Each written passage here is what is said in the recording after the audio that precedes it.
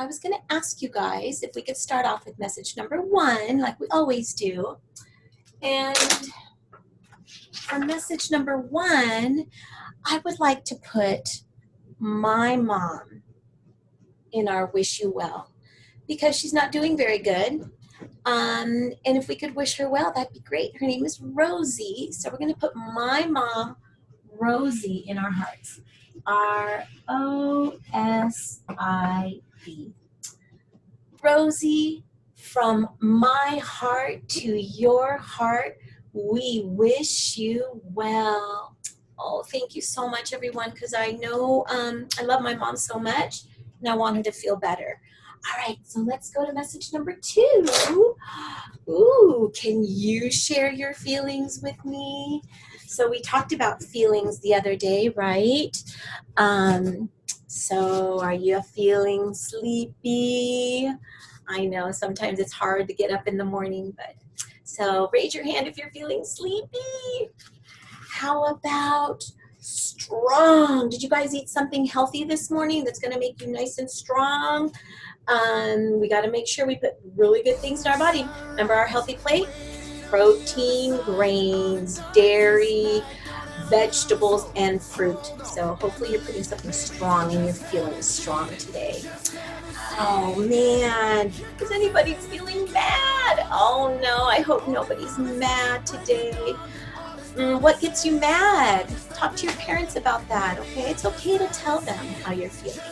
So let's see. Oh, sad. I'm a little sad. My mom doesn't feel good, but sadness goes away. It doesn't stay forever, so it's okay to be sad. How about wacky? Anybody feeling wacky? I mean, wacky is fun, right? Who can not feel wacky at least sometimes during the day? Let's see. Ooh, nervous. Oh no, are you feeling nervous? I mean, I get a little nervous sometimes too. Don't worry. I mean, I'm nervous. Nervous that my mom might not feel better today or tomorrow. So that kind of makes me feel nervous. All right, let's see what else. Oh, happy.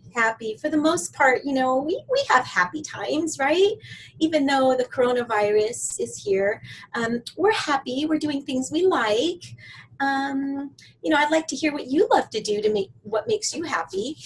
And then the last one, love. You guys just gave a lot of love to my mom. I could feel it by wishing her well. So love. So go ahead and take a moment and draw how you're feeling and talk about it with your parents, okay? All right, let's see. Message, oh, that was 2. Sorry, did I even name that? Message number 3, let's count our dots. 1, 2, 3. And what are 3? What's the number 3? So this could be 3.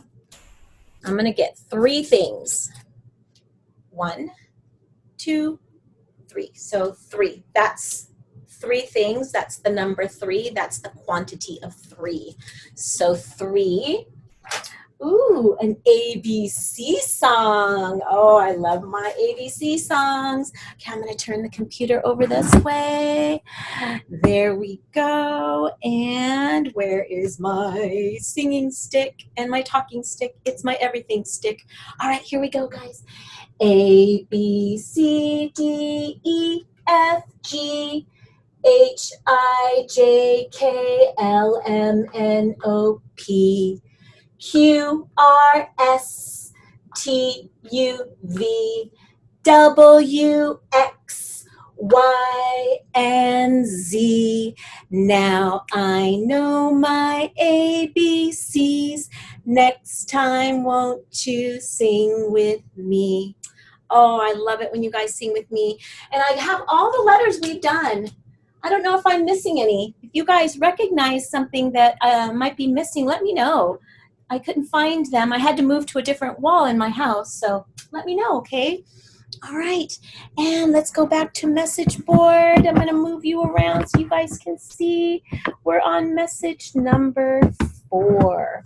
All right, and I'm walking over there. I'm going to grab my stick so I can point to message number 4. So look for 4 things. Look for the number This is 4. Now look for 4 things that would equal 4. Do we know how to make 4? All right, let's see. Well, before I move it, let's make 4. Okay, so I'm going to use, again, 1, 2, 3, 4. That's 4. 4 things makes the number 4. You guys try it now. Get 4 things. All right. Perfect. 4. So message number 4. Story time. You guys, I know I love my stories. I love my stories. And our story today is going along with our theme of nature. So look at all these wonderful things I collected. And the one thing that I realized that my things have in common are, do you guys see it all? What's the same about the things I collected? Did you guys say they're all green? You're so smart! Kiss your brain. My brain. Yes, they're all green. So I collected 10 things. I didn't go on a nature walk to get them. I just cut them from my backyard. But you guys can't imagine the wonderful smell that these things that I collected from nature have. Each one of them has a different feeling too. They have a different texture. Rough, gritty. This one over here is actually fuzzy. It's kind of cool. And there's one in here that's kind of rubbery. This one right here, number 4, like the 4 things we just counted.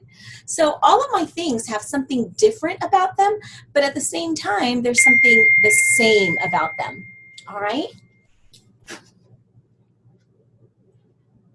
Oh, sorry, I thought somebody was there. All right.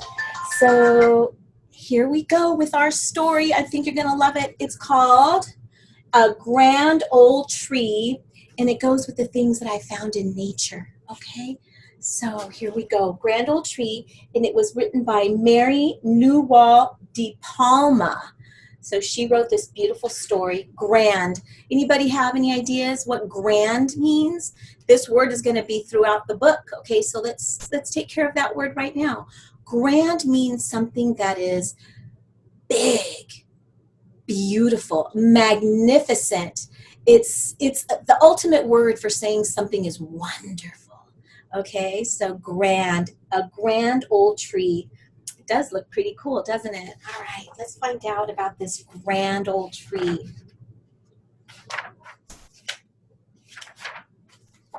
Once there was a tree, a grand old tree. Look at that tree. Oh, can you imagine how beautiful that tree must be?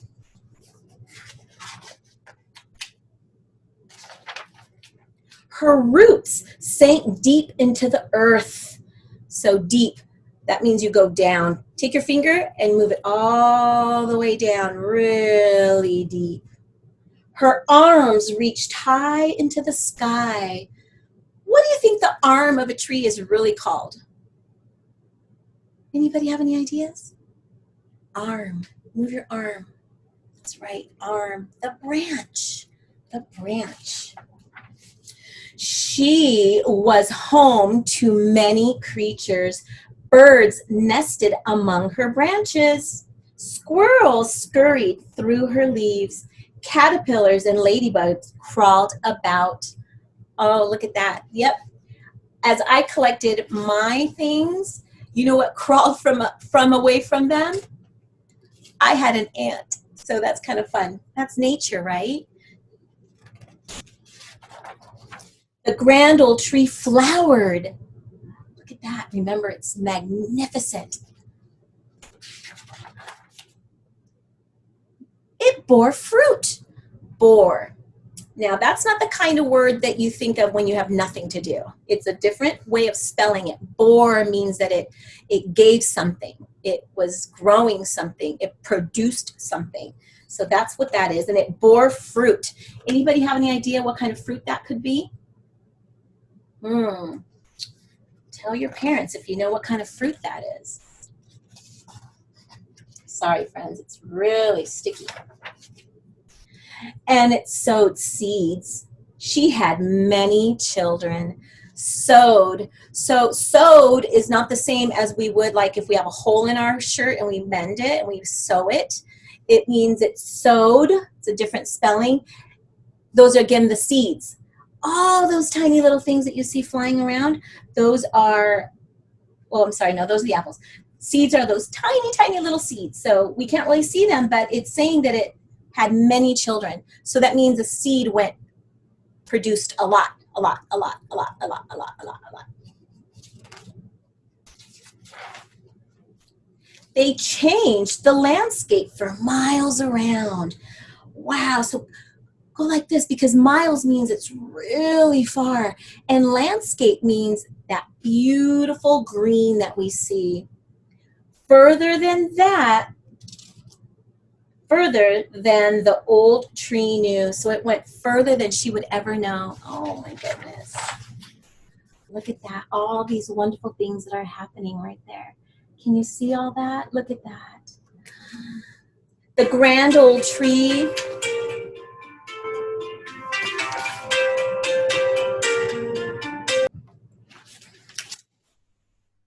The grand old tree lived a long, long time. She basked in the sun, bathed in the rain, swayed in the breeze, and danced in the wind. Oh my gosh, this tree did some amazing things. So she basked in the sun. That means she's just laying there, letting the sun hit her face. Everybody try it. Oh, let the sun just hit your face. She bathed in the rain. Can you imagine taking your shower in the rain, going outside? So that's what the tree does, right? Because that's where she lives. And she swayed in the breeze. Everybody sway back and forth. Yeah, the breeze. Oh, it feels so good, right? And she danced in the wind. Ooh, dancing, right? She grew and she shed. Shed. Do you know what that means? That means that her leaves are falling. Many millions of leaves. At last, the grand old tree was very, very old.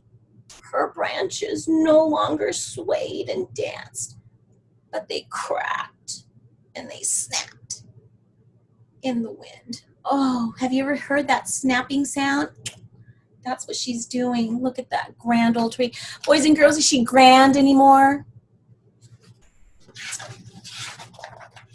Finally, she fell, and snow gently covered her. Oh no. What do you think caused all that? Yeah, she's old.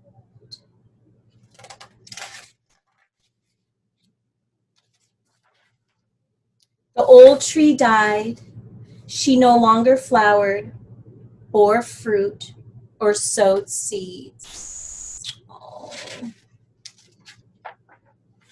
But she was still home to many creatures. Raccoons nestled in her trunk. Centipedes crawled along her branches, and lichen grew on her bark. So do you think she's still feeling okay, even though she's not grand anymore? I don't know. How would you feel? Talking about feelings right now, right? How do we feel when we get to be maybe nothing anymore? I don't know. The grand old tree slowly crumbled. She became part of the earth. Aww. Today, the roots of her grandchildren sink deep into this earth. Their arms reach high into the sky. So even though she was gone, remember, her roots were still there. They were still down below. And look at her branches, her arms reached up into the sky. Get those arms up into the sky.